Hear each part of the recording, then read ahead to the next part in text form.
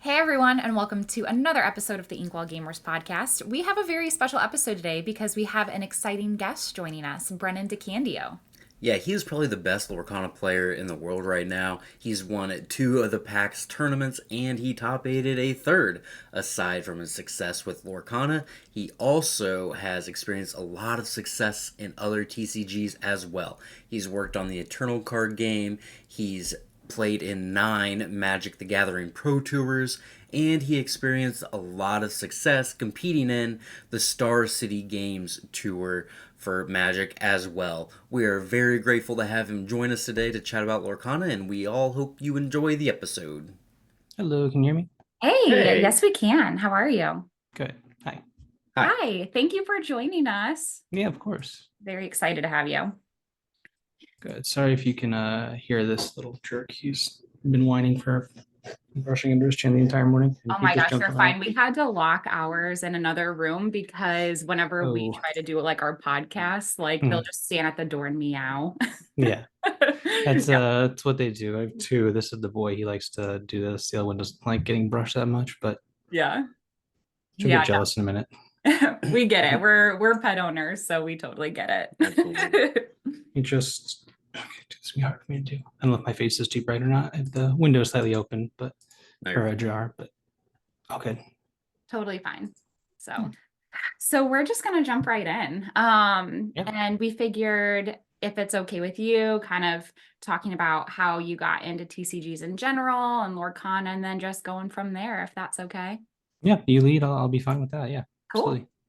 Perfect. So, you've been playing trading card games for a very long time. What got you hooked in the first place?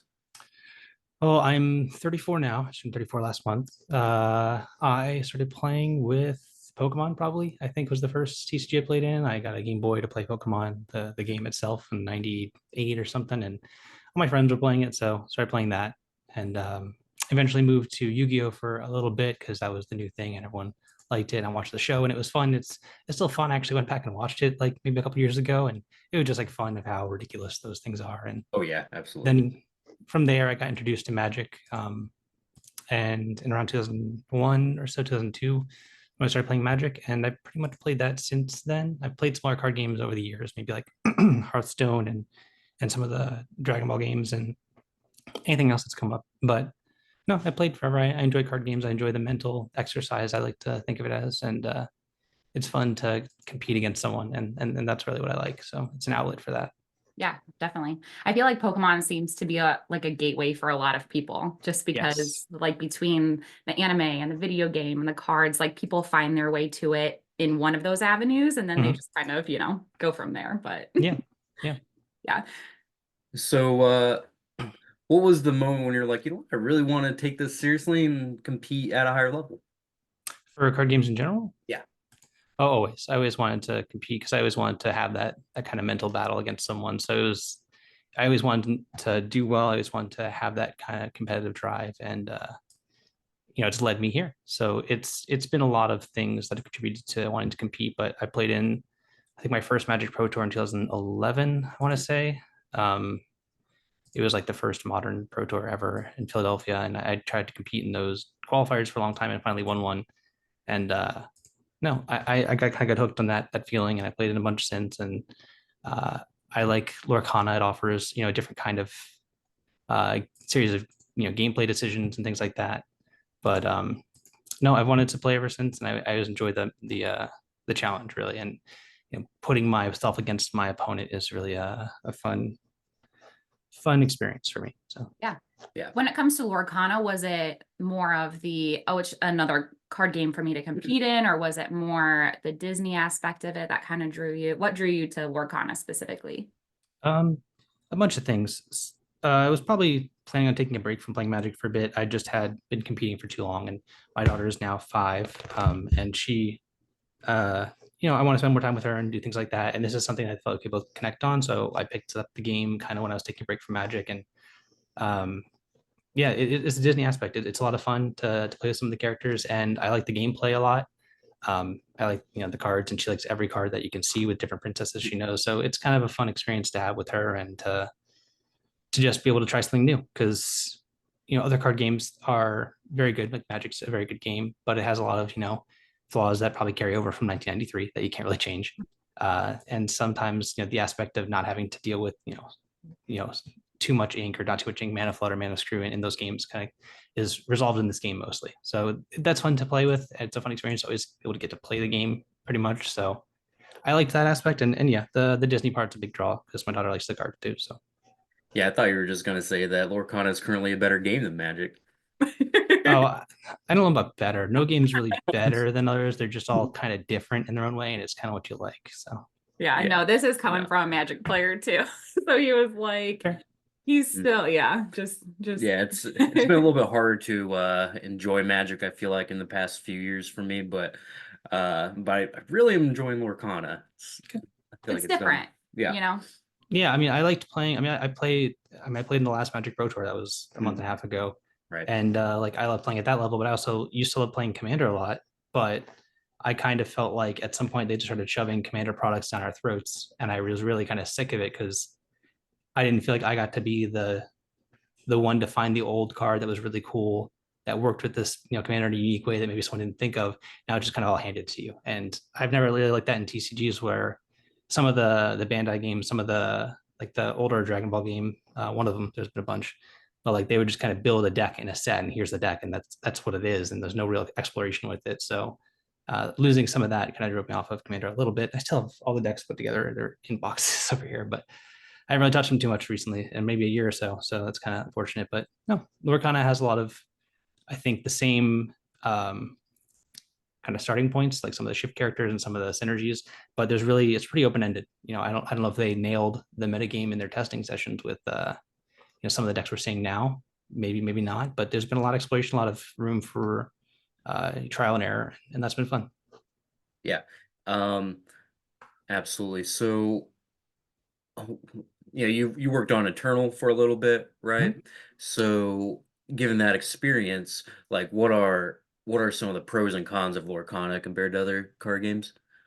Um, It's very simple and it's deceptively simple. I think one of Hearthstone, like I played a lot of Hearthstone when it first came out. Mhm. Their one of their selling points was incredibly fun, deceptively simple, or something like that with the logo, and it was very simple. It was very much you don't need to put lands in your deck. They all come one at a time to go up the amount of things you can play, and this game has some of that feel to it. And I think that being simple while also incredibly challenging, and I think that people overlook some of the challenging decisions in mulligans and in how you ink things, how you sequence things. That's really the entirety of the game. You can win or lose based off how you mulligan or what you ink on turn whatever Right. from turn one. I mean, I've lost games because I hit the wrong card for turn one and it was a judgment call that lost me the game. So the fact that it has that level of complexity while also remaining very simple to new players or kids is really good. So that's been fun to see, and that's something this game does really well, that I like. So yeah. Yeah. The old easy to learn, hard to master kind of thing, right? Yep. People used to use that example when I was learning how to snowboard. They said if you want to snowboard, it's easy to learn, hard to master. If you want to ski, it's hard to learn, easy to master. So that's just what I was told. But I snowboarded a lot. Yeah, because I know he has a couple friends that come over weekly and play Commander just Yeah. like around the table, and we've tried to get them into Lorcana, and I think at first their thing was like, yeah, it's cool, it's Disney, but it seems too simple. And then as they kind of watched Dalton play or do Pixelborn or whatever, watched us play, they're like, oh, it's a little bit more to it than I thought. And I'm like, yeah. So come on over. It's a lot of micro decisions and they all compile in some way. And that's really, I usually like to describe how I view games as, do you ever play, there's an old kind of, it's not really a board game, it's called Labyrinth, where you have like a board and it's a maze with holes in it, and you try and toggle the board and get this little A metal little ball ball through the from one thing. side to Yeah. the other. Imagine playing against that with someone else trying to also tilt the board too. And that's kind of how I view card games in general. That's kind of an analogy to make, where it's like you have to tilt it in a way that they think that they're going to be okay. And then it's a whole feeling I go by a lot. I know, and it's not good to always go by feeling, usually math, but usually feeling is math, but I don't really see it the same way. But that's just how I view games. And that's how I think this game plays out pretty well.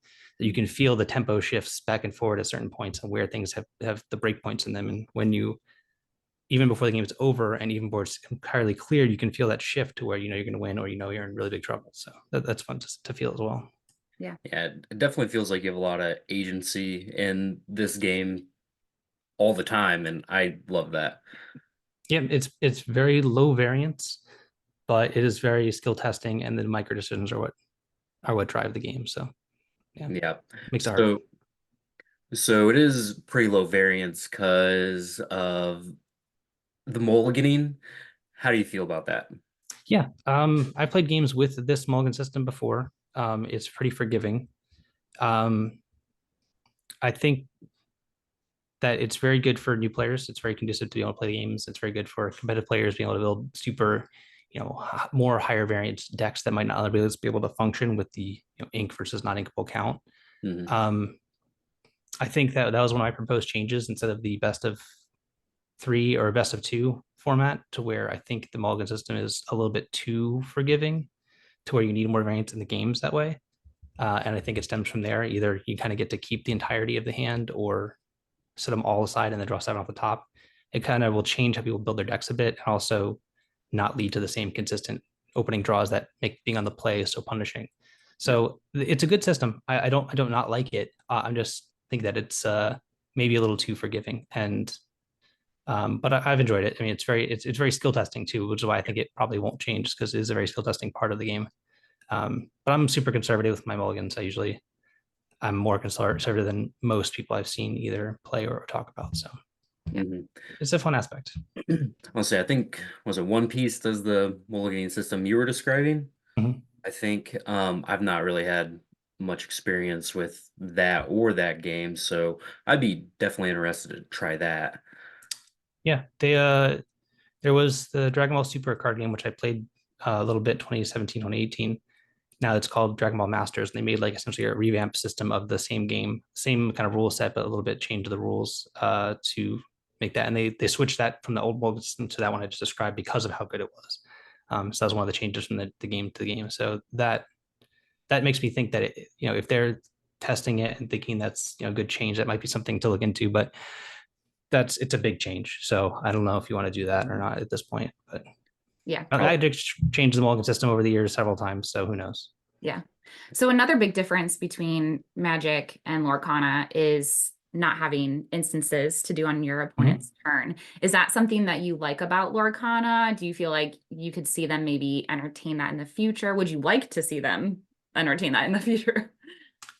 Maybe not have instant effects in the game, or Hearthstone they have secrets which can trigger. I was Maybe gonna say more trap like, cards in Yu-Gi-Oh! yeah, I like the simplicity of it, because also when you add that factor to it, I believe I've not experienced it too much, but I believe the game already has a little bit of an issue going long in terms of like how long the games take sometimes. So adding that would make holding priority, or how that whole thing works, or when can you do things, a whole mess of a time constraint as well. Yeah. While it would be interesting to see, I don't think that it's a good idea to do. I think that the game's complicated enough. Honestly, there's a lot of things that you can do and a lot of actions to take, and having to wait between each action to see if there's a response is a big no-no. But maybe more effects that when you play it, let's just say when you play this character during your opponent's next turn, spells cost one more for the turn or something like that. Like something that interacts with your opponent's turn, but not on their turn. Yeah. That doesn't something you have to do. So I think that's probably a direction they will go eventually. But for now, no, I don't think it's a great plan to have instance. But yeah. Yeah, when someone's playing Friends on the Other Side, they're bouncing their Merlin Rabbits and then replaying it. It's like you don't want any interaction there. That already takes long enough. People miss sequence already too much, so I can only Yeah, imagine. yeah, Yeah. absolutely. So with all of the challenge events that have been announced, if ticket availability isn't an issue, do you have any sort of idea for how many events you want to try to attend this year? And are there any like ones in particular that are like catching your eye to hopefully get into? Yeah, one at a time. That's my plan for right now. It's all scheduling and stuff like that. I know they announced yesterday that we're recording this on Saturday. So yesterday on Friday, I think the afternoon, they announced they're opening up, I think, roughly 1,500 more slots for the Atlanta. I'm going to try and do that, see how it goes. I'm going to just handle them one at a time and see what goes. I'd like to play them all, but we'll see. Um, and we'll see. I think one of my main drivers, especially for Tea's event, was just to prove that being on the draw is not so bad. So, because I've won two of her events this past month, and the Yeah. first one I lost all the die rolls in the top 16 except for the finals, and this one it was seeding and I was at 16, so I was in the draw every time and I won that one. So I don't think that the disparity is too high. I know that the numbers from Pixelborn exist to where it might seem like that, but I think there's a lot of other factors that go into that data than just player draw. And yeah, I jerk face Yeah. of a cat. Sorry. You're No, you're good. good.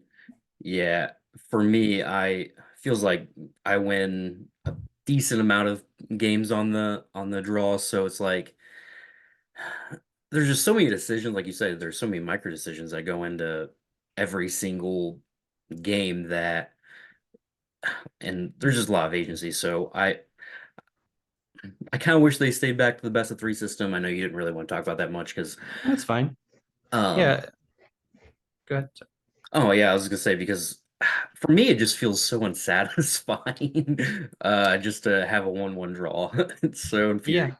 Yeah, their goal was to reduce the amount of draws that happen because of time constraints to have people play less games. But when every game's a draw, how does that feel versus, the time constraint? Sure, you're finishing your in quotes match or set, but it wasn't conclusive. I mean, yeah, it's fine. It's also experimental, and I'm glad that they're doing something experimental, and that's Sure. that's good to try. I think that they're going to use this first year of data. I wouldn't expect things to change throughout the year, honestly, at this point. That they're going to just hold off and see how it goes and look at a bunch of numbers, and make decisions for the future based off that. But yeah, I don't think it's as bad as people make it out to be. And I also think that um, they're going to listen to feedback. So play in events, and the more that you get experience with the format, and the more feedback people give that isn't just straight complaining, is Yeah. probably good. I know I've complained too, but it's just more of a constructive complaint than a actual you're dumb, that why are you doing this thing. So trying, but yeah. Yeah, it seems like they're pretty receptive to feedback at this point, which is something I can appreciate. Because it seems like Wizard of the Coast isn't that sometimes, but Yeah, no comment there. No idea. 20 years of it, and I have no idea. he agrees. He just doesn't want to say it. I'm just kidding.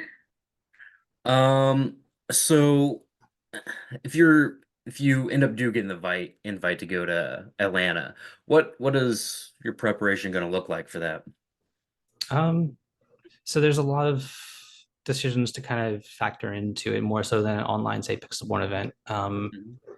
Mainly because it's not Pixelborn, and Pixelborn is a very fast metagame that develops quickly, and isn't restricted by card availability. So that's a huge thing. Um, I remember last year, a uh, gaming store out in Ohio, called Apex Gaming. They Mhm. had an invitational event where I was invited to it along with some other people from Magic mostly, and smaller games as well. We had the world champion of Magic, Nathan Stoyer there, Frank Carson, Hall of Famer. They're playing the event too. The And Lost my Boys event. preparation, sorry, The Lost Boys event. Sorry yep, to. the Lost Boys event, yeah.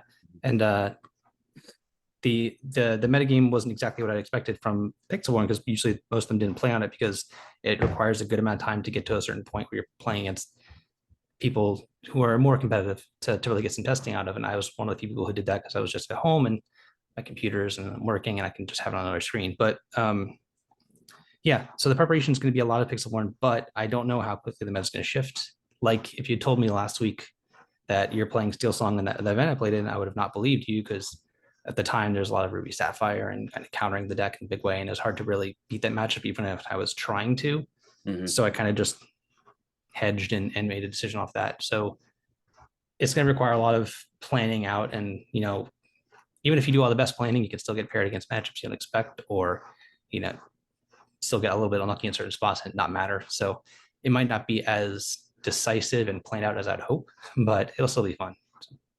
Yeah, absolutely. So, where does your deck building start? Like, do you just are you just like throwing ideas at a wall or? Yeah, I kind of made that point, I think, with one of my friends groups where I kept posting deck lists, and one of my friends responded with, because we just added someone to the chat, and they're like, welcome to the chat where Brennan just throws a bunch of ideas at a wall. And I was like, yeah, I throw a lot of darts at like, I might not be very good at darts, but I sure do throw a lot of them. So that was really my thought of it. It's like I don't, even in Magic too, with deck building for the regionals that we were playing at, I would send in a bunch of brews from the new set, and half the times they would just be complete duds. And I'd probably do 50 or 60 of them within a 2 week period. And I would play none of them eventually. And it was just like, I just need to get that out of my system to feel what it's like to try things, and so I don't have any regrets and I can feel good about my decisions. So it's going to be a lot of testing, and that's just my process. So we'll see how it all goes. If I do end up getting a slot for it, I'll try. Like I want to try. I think for the initial cut, I think I was a little lazy. I think I waited like 5 minutes. I'm like, oh yeah, it's noon, and I was like, oh, I guess I'm already waitlisted. So Yeah. but Yeah, that was us too. We were like ready to go refreshing. And then I don't know, I don't know if there was a glitch or something, but the button that they wanted us to select the quantity wasn't there showing up. So we just kept refreshing. And then finally it popped up, but it was sold out and too we got late. wait list too. So we're hoping I don't know, we're hoping that we're high enough on the wait list that we could be offered, but I don't know. We'll see. Yeah, we'll see. I mean, eventually, I think the I think they could have made this event bigger too. Like I think even with what they allocated for with the new location that they got, which is going to be chaos because it's competing with another convention going on at the same time. So that'll be fun. But eventually they'll be able to expand it there to kind of meet whatever demand there's going to be. Probably hold 3,000 at most. Won't always hit that, but they'll have spacing for it because they'll be able to sell that spot to other things or have side events planned, which I'm sure they'll do eventually. But this is their first event. Allow them some error to make, and then that's totally fine. Yeah. Kind of experimental Yeah. in a way for them. So, but kind of going back to like your deck building thought process, Mhm. is there like when you do come up with a new one, is there like a kind of like a magic number in your head for when you're like, all right, this isn't just like, I didn't just have like a bad match with it as a fluke, like it's probably just I need to just scrap it? Or at what point do you start tweaking it and starting to make changes? Do you have like a little bit of a leeway to see if it, is okay as is? I think my process is a little bit different than most. I never go based off results, even if I've in Magic played an event and I played, precisely one league with the deck before the event. And I went like 2-3 and I still played it because I was like, this felt right. Mhm. So I'm much more based off of how the matches and the games play out more so than the actual results. So when I try a bunch of things, it's more so the feeling I have than the match win-loss record. Yeah. Just because there's variance in every game. There's lower variance in this game, but also some changes I'll make, from game to game just to try things. And usually when I build a deck from scratch, it's like I want to build a deck with this goal in mind, build around something. And sometimes I'll give myself that restriction just to see if I can make it work, because from game design, restriction actually breeds creativity. So usually when you restrict yourself to focusing on one part of it, you get creative in how you want to solve the problem versus just trying to build from scratch. And that's hard to do, build from scratch. So with restriction, you can kind of go, see where your mind takes you to operate within that realm. So when I build like I think before this, I was just making sure that my computer was working, trying some stuff, and I was just playing like a yellow or a emerald discard deck that was kind of also like a Mufasa deck. And I was just like, all right, let's just try some stuff and see if it works. And it feels okay. There's parts of it that are lacking I can feel. So like, I can't really fix everything in the deck all the time. And I don't know, it's a good experiment to try and challenge yourself too, just to see if you can make something work and not get super honed into where you kind of pigeonhole yourself to trying to make it work. If coming up to an event, you want to be able to keep your mind open and flexible to, assuming no card availability issues there, you get to kind of be a little more flexible with your decision making process. Because if you want to have the best chance to win, and that's your goal to win, to do very well, you might have to adapt. And that's just how card games have always worked. Yeah, absolutely. So, you kind of briefly touched on it earlier, but the fact that you have won 2 of the PAX tournaments and you top 8 at a third, what would you say to someone who's like, okay, why? So, and sorry to go back too, and all No, of fine. those were with different deck lists too. Mostly, So yeah. yeah. So, what would you say to someone who might think, why doesn't he take that one that he won with and just use it again? Like, what's stopping you from just using that like first place deck list? Nothing, but bored of mostly. I don't know. As I said, with the whole metagame shift, things. If you'd asked me, the Monday prior to the last event, there was a lot of Ruby Sapphire being played, which is a pretty good counter to Amber Steel, which is why I was initially not playing it. And then I spent the entire week trying other things to maybe combat that better, but they all had their flaws. And I think when we talk about metagame, we just talk about all the decks being played that people can choose from and how they line up against each other. And Amber Steel, even despite that poor matchup, in quotes, is a deck that has a lot of play to it, has a lot of decision making, has the ability to catch back up and be proactive. So it's a really flexible deck that you can kind of customize in your own ways, whether you want to be, I was going to say Lantern or Flute, but I'd still just be Lantern most of the time. But that's a different 66 debate. cards or 60 cards. Yeah, that was just me being lazy and me realizing I had plans for Sunday that I might not be able to make this work. So I'll just play with something fun. But no, nothing's stopping me from playing the same decks over. And, sometimes it'll be correct to do that just because it was right before, it's right again. And the same, variables are in play here. There's no new cards being introduced to the format. It's just what I expect to play against. And if I think this is going to line up well, the week where I played Mufasa, I was just kind of like, I wanted to play something else just to try it. And I liked the deck and I liked some of the changes I made to the deck. And, I've been playing out pretty well and it was just fun. I like to enjoy myself when I'm playing. I'll almost never play a deck I don't enjoy playing because I know that even though I said about being adaptive and to the metagame, I know if I don't enjoy what I'm doing, I'm not going to play it as well as I could. So that's always a big part of it too, is to make sure that you're enjoying what you're doing because it is a game. I mean, you're playing tournaments, you want to do well, but it is a game. So have fun doing it. So it's hard to really change from that line of thinking where you want to enjoy what you're doing, and whether it be playing a certain deck or a certain archetype in general, or I don't know. I like to have my Discord open when I'm playing, and in between games where people are streaming or sharing the screens with other people, like we talk about what they could have done differently because we have ourselves muted, so we don't give advice or anything like that. But like after the game, we talk about what we saw and what we think happened, and we could have done differently, and if it was right or wrong. And discussion's a big part of getting better too. So, but yeah, deck building process is mostly my own. I don't really, I take advice from some people or some general ideas, or if I try and use other people's deck lists for templates to try to understand how decks function, and if I want to retro frame it into something else I think is better, but using the same similar template to that deck that was doing well before. Like I think for that event, I asked Wonder, I think Luke Wonderland, like what was your set one Amber Steel deck would it look like again? And he still has it saved. I know that. So I just took his deck idea and I was like, all right, because this was really good at the time, and I'm trying to see where I'm going wrong again right now because it doesn't feel as good as the set one deck did. Again, not based off results, but how the feel was. I know it's a different metagame, but a lot of things hold true over time. So yeah, I've definitely felt that because like set one, I was doing Emerald Amethyst and I loved the feel of that.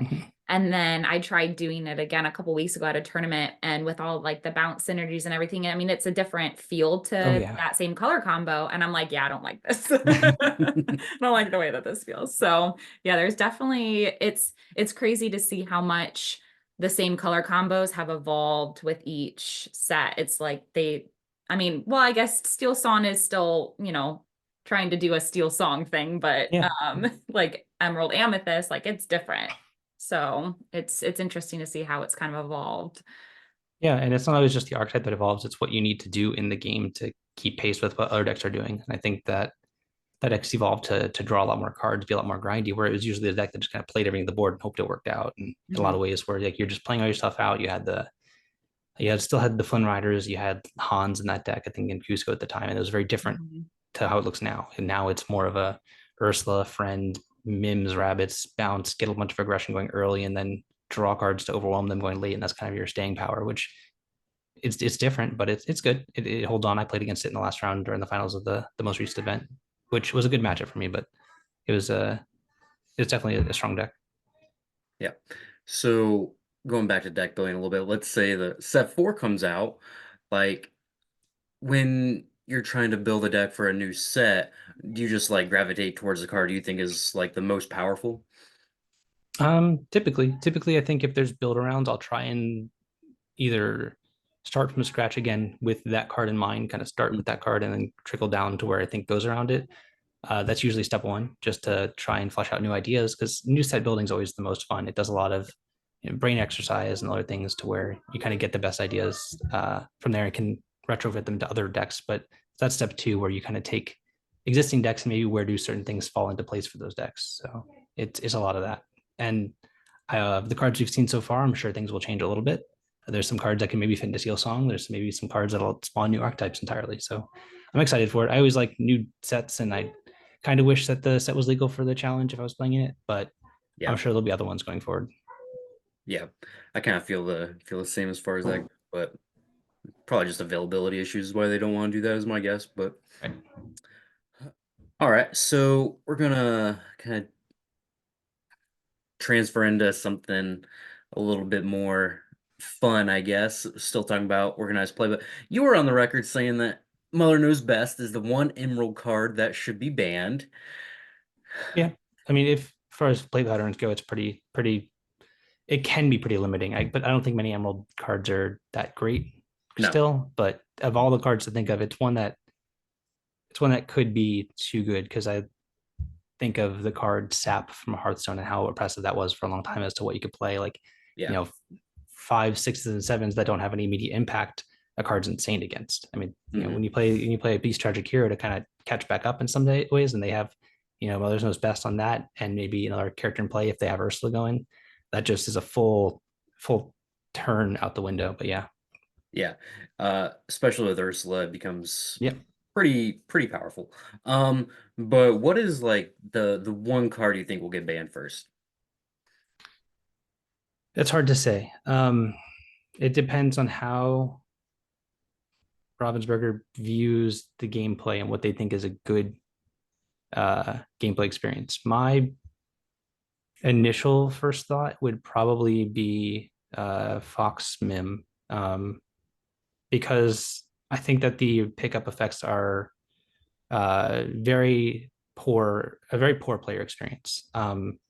Because both when you're doing the same thing over and over again, you can only do the same thing so many times in people's minds when they play games before they get bored of it. Hmm. And it makes it so that people are playing the cards, play the same cards over and over and over again. Even if they're winning, someone's going to eventually get bored of it and think that this is all the game's about. And also from the other side, it's really hard to uh, both play and have that same experience to where you have to kind of play around some cards that have already been played more so.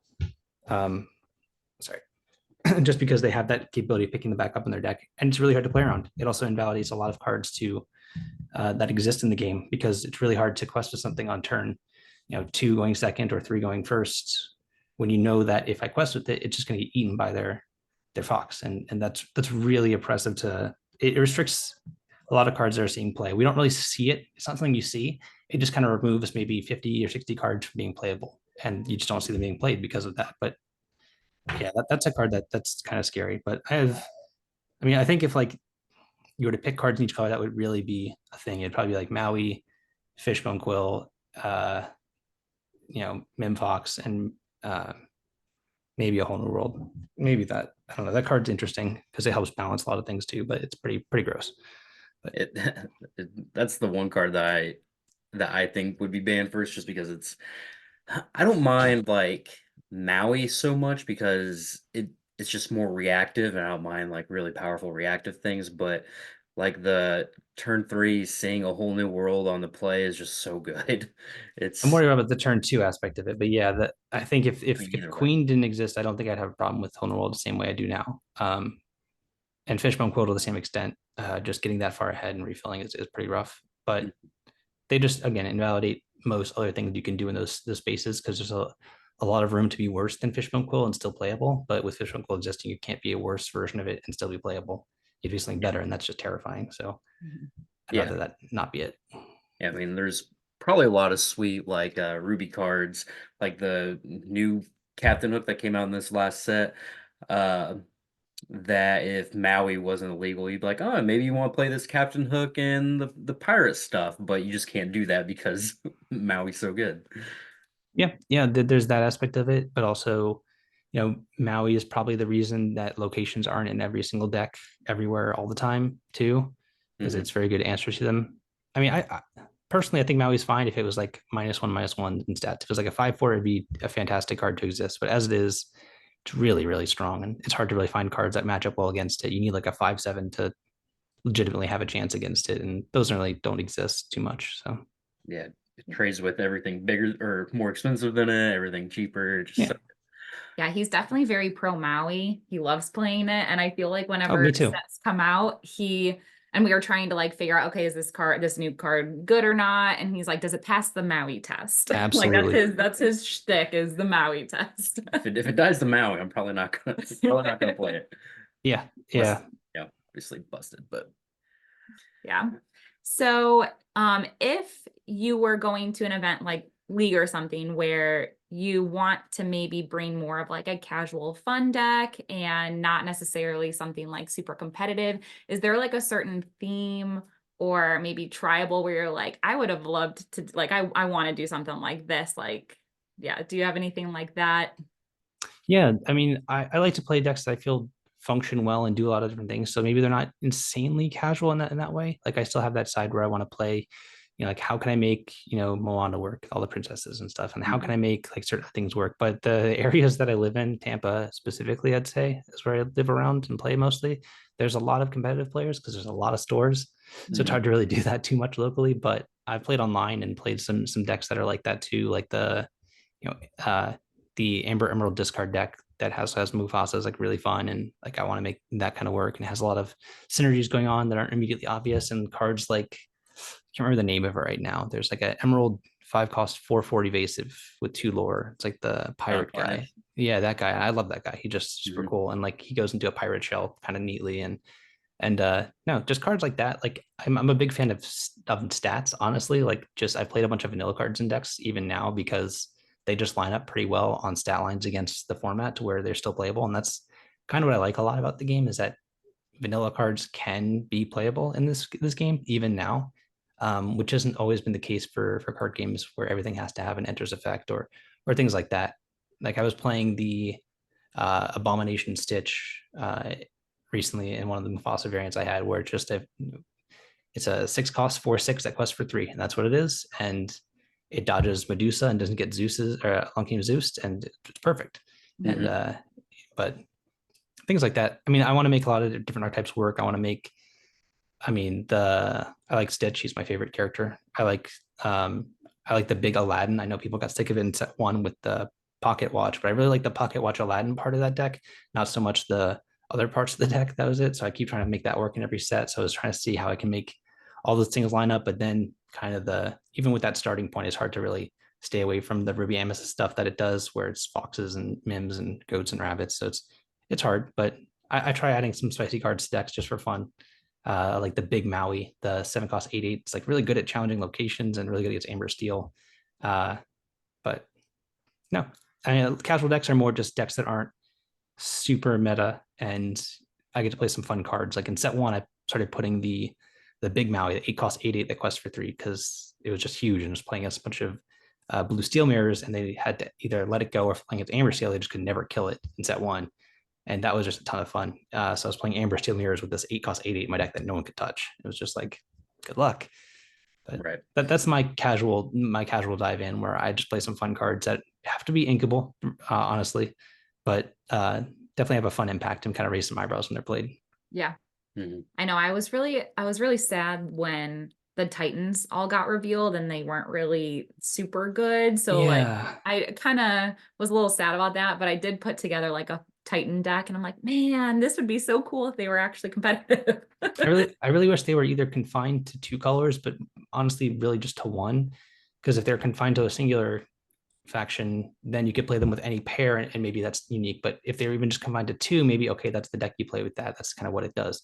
But they're like between 3 colors, I think, between all for all of them. I think there's one, I think it's steel and amethyst. I don't remember if there's another one or not, but it's kind of disappointing to not be able to explore more in that region because I think that some of them are. I think the 4 cost 4/1 with resist 2 is like almost just good enough to play in most cases because I mean, it's really just a 4 cost 4/3 that can help challenge things properly and survives all the damage removal spells too. So Yeah. that card's good. I mean, it's so close to being good. If it was 2 lore, I think it'd be really good. But at 1 lore, it's a little bit slow. Yeah, I've seen the 5/4 for 5. Yep. That one might actually be decent too. I've seen that one played a decent amount, but Yeah. All right. And I think to kind of wrap up, I always like to ask people, what character, song, location, etc., would you love to see come out in the future? Ooh, interesting. I'm trying to think of some that haven't already. Um, maybe some redesigns of older characters. Like I liked a lot of the. I know we're getting some actually. Some of the stuff from Frozen, my daughter loves. So any more characters, another Olaf, I'd love to see again too. I know they did some of the stuff from Atlantis, which is really cool. Movie. Maybe I'm trying to think right now. Maybe some Kingdom Hearts stuff. That'd be really cool to see. Oh, I'm yeah. sure eventually they will, but a lot of those characters are really cool. And Chernobog's from there, I believe. Isn't he the big bad guy from the original Kingdom Hearts? I think he's from Fantasia. I Okay. think, but they look very Okay. similar. Yeah. Yeah, I forgot one of the things from that, but that's certainly one of the worlds if they do touch on has you have Mickey already, you have Donald and Goofy, which very prominent, but also Sora and Sephiroth and Riku and all the things there. It'd be really cool to see a lot of those characters there, I think, because it's a huge world and has a huge following already. That IP alone, which they do have, it's Disney, could bring in a lot of new players even too, if they make them kind of cool. But that's one of the ones I like to see because I liked playing the games. Yeah. Mhm. Yeah. I love Kingdom Hearts, so I'm right there with you. I think that'd be so cool if they came out Yeah. with that for sure. Yeah. They have different Keyblade items, maybe two or three of them or something. Yeah, absolutely. And I think our last question, because Mhm. you mentioned that you have a tournament that you're doing today. What Yes. are you bringing? I'm bringing Amber Steel. It's the stuff I have with me, and I wanted to play it in paper. I've never actually played it in paper, and I just got the rest of the cards yesterday. But then I found out I was missing some of my cards. I don't know where they are, but someone's lending me some cards. So like I'm Nice. missing my like Hold the Worlds and Grab Your Swords. I'm like I haven't touched those since set one. Where did they go? So, but they should be here somewhere. I might not just have enough time to look through all my stuff, which happens, but it'll work out. I'm playing Amber Steel. I like the deck, and it's a lot of fun, and I have fun doing it. I'm sure not one has fun playing against it all the time, but Yeah, there's definitely a complexity to that deck that I mean, it's obviously one of the best ones, but it's very, I think there's a lot of things going on with it that make it yeah, pretty complex. So yeah, deceptively complex. I mean, even from turn one, whether you're going first or second, or if you're, you know, what they did on their turn one depends if I play even my turn one Cindy or if I play anything on turn one, just because my hand might be more non-inkable dense than I want it to be, or I want to make sure I hit certain curves, or I have two lanterns and I'm trying to play for a certain curve, and things change every single turn of the game. So it's good to prepare, but also good to adapt to that deck, and it's rewarding for doing so, I think. yeah, Mhm. absolutely. All right. Uh, Thank you. I don't have anything else for you. Hope you have Okay. um you have success today. Yes. Thank you. Yeah. Hopefully, you get to go to Atlanta and and maybe we can meet up and Yeah. we get into, so we'll have to see if we can meet up at one of the challenge events. Yeah, well, definitely. I mean, if I go, I'll make sure I post about it, and I'm always down to hang out with anyone at all times, while there or anything like that. I always like to meet people on events, so yeah, I'll definitely post about it if I do. I think it opens up tomorrow at 2 p.m. I think is what it said Eastern. So we'll see. We'll see how it goes. I'll have my phone or my computer ready to go and I click some buttons really quick. But if I don't, I don't. I'll go to one eventually, but I'll try. Yeah. Eventually we'll get in to Yes. something, right? Yeah. Well, thank you so much again. We greatly Anytime. appreciate it. Mhm. Yeah. And yeah, good luck today. Thank you. Brennan. Yeah. Everyone. See ya. Bye.